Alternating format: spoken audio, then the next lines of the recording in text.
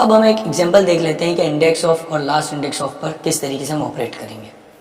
यहाँ पर एक वेरिएबल ले लेते हैं बाहर a इक्वल्स टू बी और नॉट टू बी। ये पूरा स्ट्रिंग, इसकी लेंथ चेक कर लेते हैं, इसमें कितने कैरेक्टर्स हैं।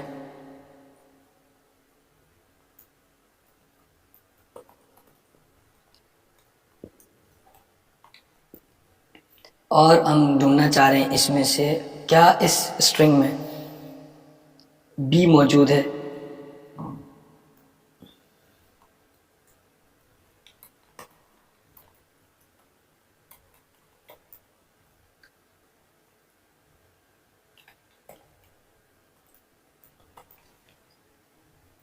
इसका आउटपुट देखते हैं। अब ये जो b मौजूद है ये ढूंढना शुरू करा इंडेक्स ऑफ 0 से, तो 2, 0, 1, 2 और थर्ड इंडेक्स पे आपको b मिल जाएगा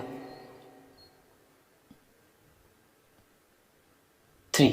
ठीक है, लेंथ हमने डॉट लेंथ नहीं लिखा,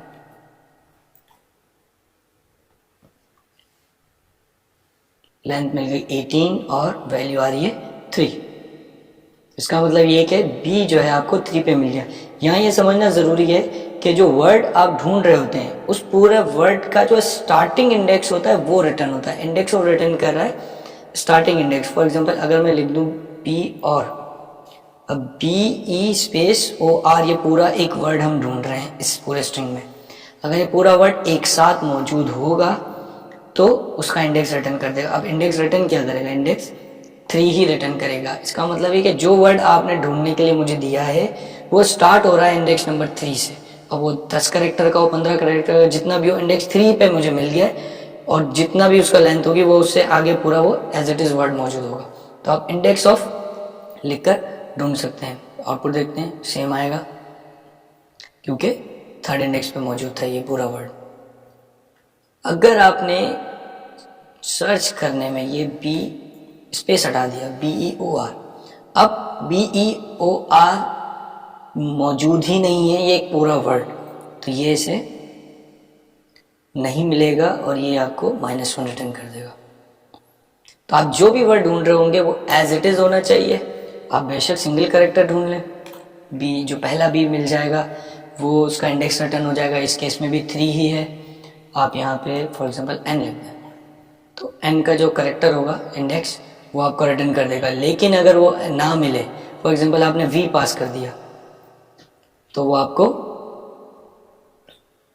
-1 रिटर्न कर रहा है। तो आप इसी तरीके से इंडेक्स ऑफ को यूज़ कर सकते हैं और इसमें वैल्यूज़ को फाइंड आउट कर सकते हैं। दूसरा आर्ग्यूमेंट अगर हम इसमें पास करें कि b को ढूंढो लेकिन इंडेक्स नंबर 10 से ढूंढना शुरू करना, 0, 1, 2, 3, 4, 5, 6, 7, 8, 9, 10। इंडेक्स नंबर 10 है O, तो O से ये ढूंढना शुरू करेगा और आगे जाके B मिल जाएगा क्योंकि फॉरवर्ड है। तो 0 से ढूंढना शुरू जब कर रहा था तो थर्ड इंडेक्स पे मिल गया था, जब 10 से ढूंढना शुरू करेगा तो इसे 16th इंडेक्स पे वैल्यू मिल जाएगी। आउटपुट देखें 16 और 16 इंडेक्स पे मिल गया। तो आप इस तरीके से इसको मैनिपुलेट करके आइडेंटिफाई कर सकते हैं कि किस इंडेक्स पर आपके जो वर्ड है जो आप ढूंढना चाह रहे हैं वो मौजूद है। इसके अलावा इंडेक्स ऑफ की तरह ही लास्ट इंडेक्स ऑफ आपको दिया बी। अब जब ये बी को ढूंढेगा तो क्योंकि लास्ट इंडेक्स ऑफ है तो आखिर से ढूंढना शुरू करेगा तो 16 पे मिल जाएगा, ये 16 रिटर्न करेगा। ठीक है, 16 ही आ रहा है।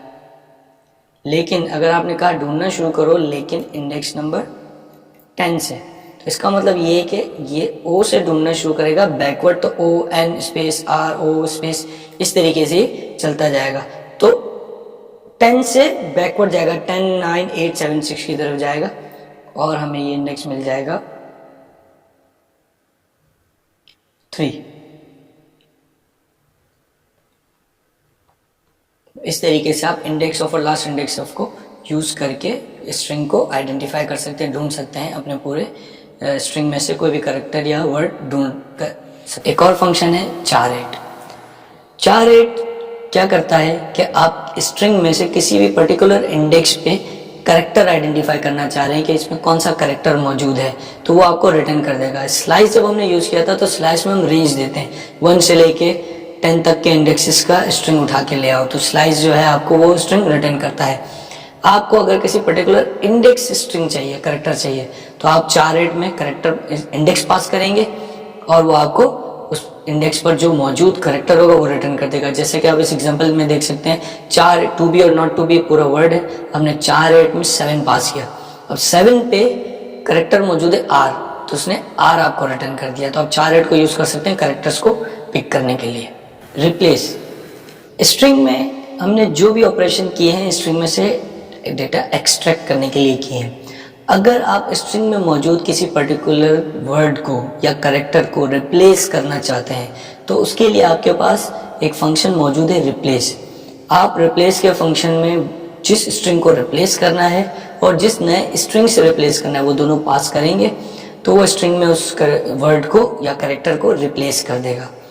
यहाँ यह बात समझना ज़रूरी है कि रिप्लेस का फंक्शन एग्जिस्टिंग स्ट्रिंग में चेंज नहीं करता। स्ट्रिंग इम्यूटेबल है, स्ट्रिंग चेंज नहीं हो सकता। रिप्लेस का फंक्शन नया स्ट्रिंग रिटर्न करता है, उसमें चेंजेस करके तो आपको एक नया स्ट्रिंग मिलेगा। तो जो ओरिजिनल स्ट्रिंग होगा वो अपनी जगह पर रहेगा। जब आप रिप्लेस कॉल करते हैं तो एक नया पूरा का पूरा एक नया स्ट्रिंग मिल जाएगा और उसमें स्ट्रिंग अपडेटेड होगा। ये एग्जांपल देखें। इस एग्जांपल में str equals to to be और नॉट टू बी, उसमें आपने कहा b equals to str dot replace double quotes में b कॉमा हेलो। अब आप कह रहे हैं कि b को रिप्लेस करो और उसकी जगह हेलो पास कर दो। तो अब आप देखिए आपके पास आउटपुट क्या आ रहा है, टू हेलो और नॉट टू बी। तो जो b था वो रिप्लेस हो गया। अब आप देखें जो b इसने जो रिप्लेस किया है वो सिर्फ और सिर्फ पहला b रिप्लेस किया है, दोनों b रिप्लेस नहीं किए। क्यों? क्योंकि जो रिप्लेस का फंक्शन है बाय डिफॉल्ट वो पहली अक्यूरेंस जो मिल जाती है रिप्लेस की आपके वर्ड की वो रिप्लेस कर देता है। अगर आपको तमाम अक्यूरेंस को रिप्लेस करना है तो आपको रेगुलर एक्सप्रेशन यूज करनी पड़ेगी और उसके थ्रू करना पड़ेगा। उसका तरीके का बहुत सिंपल है, जैसे कि आप यहाँ पे देख सकते हैं कि आपने बी के दोनों साइड पे स्लैश लगा के जी का फ्लैग लगा दिया। इससे हुआ ये कि आपने कहा str replace slash B slash G comma hello. अब क्या होगा कि पूरे स्ट्रिंग में जहां जहां बी ई मौजूद होगा सब रिप्लेस हो जाएंगे। तो आप जितनी अकेरेंस बी की मिलेगी सब की सब रिप्लेस हो जाएगी। अगर अकेरेंस नहीं मिली, बी मौजूद ही नहीं है स्ट्रिंग में, तो कुछ भी नहीं करेगा, लेकिन अगर मिलेगी तो वो उसको रिप्लेस कर देगा। इसके अलावा अगर आप किसी वर्ड को, किसी करेक्टर को रिप्लेस करना चाह रहे हैं तो जो रिप्लेस नॉर्मली जैसे काम करता है वो केस सेंसिटिव है। तो आपने कैपिटल टी लिखा है तो वो सिर्फ कैपिटल टी से मिलने वाली वैल्यूज को रिप्लेस करेगा। आपने लिखा टू कैपिटल टी से, तो अगर टू कैपिटल से स्टार्ट हो रहा है टी, वो तो रिप्लेस कर देगा, लेकिन वो टी जो कि स्मॉल टी से मौजूद है वो रिप्लेस नहीं करेगा। इस एग्जांपल में देखें, यहाँ पर आपके पास स्ट्रिंग में मौजूद है टू बी और नॉट टू बी। अब टी कैपिटल है स्टार्ट में और टी एंड में भी मौजूद है। तो आपने जब रिप्लेस कॉल किया टू स्लैश आई तो अब ये पहला वाला टू रिप्लेस कर देगा। अगर आपने स्लैश आई ना लगाया तो जो टू रिप्लेस होगा वो आखिर वाला टू है वो रिप्लेस होगा। तो आप रिप्लेस के फंक्शन के थ्रू आपने स्लैश टू स्लैश आई पास कर दिया, जिससे जो करेक्टर पहली दफा मिल जाएगा टू वहीं से रिप्लेस कर देगा। तो इसमें टू स्टार्ट में ही मौजूद है जीरो इंडेक्स पे, वो रिप्लेस हो जाएगा। आउटपुट देखें हेलो बी और नॉट टू बी। अब ये इसने रिप्लेस कर दिया है। अब प्रॉब्लम क्या है, आपने इंडिविजुअली ग्लोबल रिप्लेस कर लिया, आपने इंडिविजुअली केस सेंसिटिव भी सॉल्व कर लिया। अब मैं चाह रहा हूँ पूरे स्ट्रिंग में जहाँ जहाँ अकेरेंस से केस सेंसिटिव हो या ना हो सब रिप्लेस करें। तो आप दोनों फ्लैग्स को कंबाइन कर सकते हैं। आप टू लिखें स्लैश टू स्लैश आई और जी दोनों पास कर दें। तो आप दोनों पास करेंगे तो दोनों की वैल्यूज की वजह से ग्लोबल रिप्लेस होगा, जहां जहां टू होगा वहां वहां रिप्लेस हो जाएगा और केस सेंसिटिव चेक नहीं होगा। तो इस केस सेंसिटिव नहीं होगा तो स्मॉल टी हो या कैपिटल टी हो वो रिप्लेस कर देगा। इस एग्जांपल में देखें, हमने टू बी और नॉट टू बी लिखा है और रिप्लेस करते वक्त हमने कैपिटल टी से टू दिया है। जब आउटपुट आ रहा है तो जो हेलो रिप्लेस हो रहा है वो पहला टू बी रिप्लेस हो रहा है और आखिरी टू बी रिप्लेस हो रहा है। क्यों? ग्लोबल रिप्लेस का मतलब है जहां जहां टू मिले रिप्लेस कर दो, और केस इनसेंसिटिव आई का मतलब ये है कि अगर कैपिटल से मिले तो भी स्मॉल से मिले, यानी कि कंपैरिजन करते वक्त इन कैपिटल स्मॉल की कंपैरिजन ना हो, सब जहां जहां टू मिल जाए कैपिटल हो या स्मॉल हो सब रिप्लेस कर दो।